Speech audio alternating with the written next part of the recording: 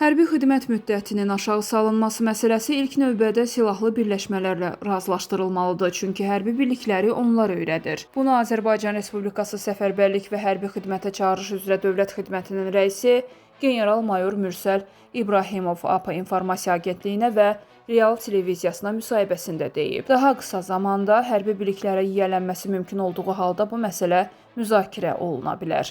Hazırda bu məsələ müzakirə mövzusu deyil.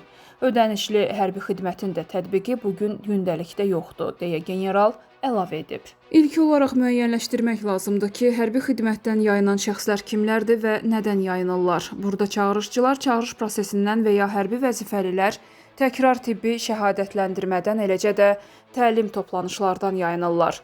Yəni konkret olaraq kateqoriyalar var. El arasında Nigodno sözündən çox istifadə edirlər.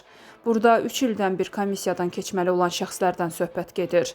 Yayınan şəxslərlə bağlı normalar qanunvericilikdə də əks olunub. Burada maarifləndirmə məsələləri çox böyük əhəmiyyət kəsb edir. İlk olaraq onların tapılmasında ərazi polis orqanlarına müraciət olunur və birgə axtarış tədbirləri aparılır. İnzibati məsuliyyətə cəlb olunurlar. Yeri gəlmişkən, sizin vasitənizlə Daxili İşlər Nazirliyinin rəhbərliyinə və əməkdaşlarına bizə yaxından dəstək göstərdiklərinə görə təşəkkürümü bildirmək istərdim. Yayınma halları davam etdirdikdə sərhəd keçməyə məhdudiyyət tətbiq olunur, tapılmadıqda isə materiallar prokurorluq orqanlarına göndərilir. Artıq Cinayət Məcəlləsində də bununla bağlı dəyişiklik edilib və 321-ci maddənin qeyd hissəsində də bu təsbit olunur. Xidmət yayınma hallarının kriminallaşdırılmasında maraqlı deyil. Bir daha da vətəndaşlarımızı yayınma hallarına yol verməməyə çağırıram. Mənim çağırışım əsasən valideynlərə olacaq. Onların gələcək həyatında müddətli həqiqi hərbi xidmət keçməsi çox vacibdir. Həm kişilik məktəbidir, həm də onlar gələcək həyatlarında hər hansı bir qurumda işləməsi üçün müddətli həqiqi xidmət keçməsi mühüm şərt hesab olunur.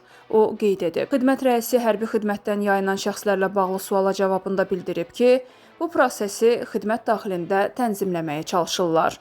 Faktlar var, bununla bağlı mediada da məlumatlara rast gəlirik. Amma bu kütləvi deyil. Bəzi hallarda prokurorluq orqanları cinayət işlərinə başlanmasına həyata keçirirlər. Bugün məhkəmə qərarları da mövcuddur. Amma bir daha deyirəm ki, biz həmin faktların kriminallaşdırılmasında maraqlı deyilik. Biz vətəndaşları nizam-intizama çağırırıq. Bu yerdə Nigodno olan vətəndaşlara çağırış edirəm. Öz hərbi biletlərini açsınlar. Orada onların komissiyadan keçməsi ilə bağlı konkret tarixlər mövcuddur. Onlar bu hərbi biletə imza çəkiblər. Xahiş edirik, vaxtında komissiyadan keçin ki, biz sizin haqqınızda hər hansı tədbirləri həyata keçirməyək. Bu həm də xidmətin işini asanlaşdırar.